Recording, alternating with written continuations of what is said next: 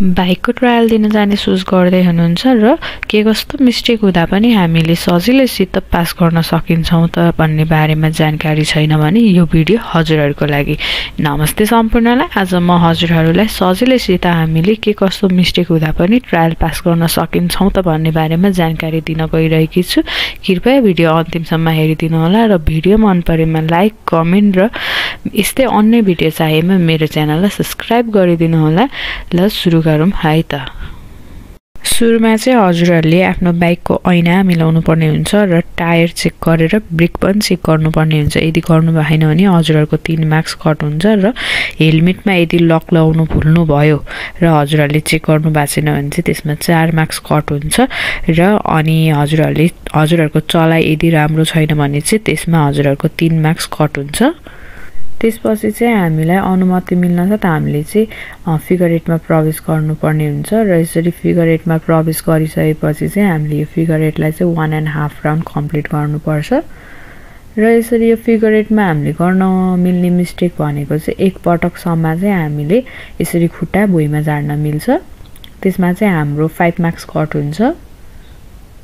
र अर्को मिस्टेक गर्न मिल्ने भनेको चाहिँ हामीले यसरी फिगर 8 घुमाउने क्रममा के गरेर हाम्रो बाइकले यसरी लाइन टच गर्यो भने भित्र अथवा बाहिर जुनसुकै ठाउँको लाइन टच गरेमा पनि हाम्रो त्यसमा नि 5 मार्क्स कट हुन्छ।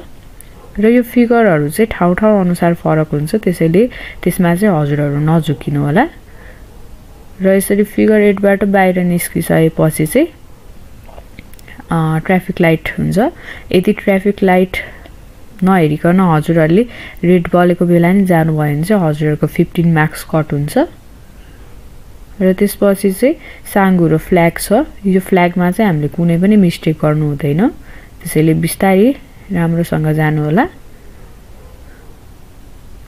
फ्ल्याग सकिन साथ त्यसपछि चाहिँ युटर्न छ। युटर्नमा चाहिँ हामीले इन्डिकेटर लाइट बाल्नु पर्ने हुन्छ। यदि बाल्नु भएन भने चाहिँ त्यसमा हजुरहरूको 10 मार्क्स कट हुन्छ।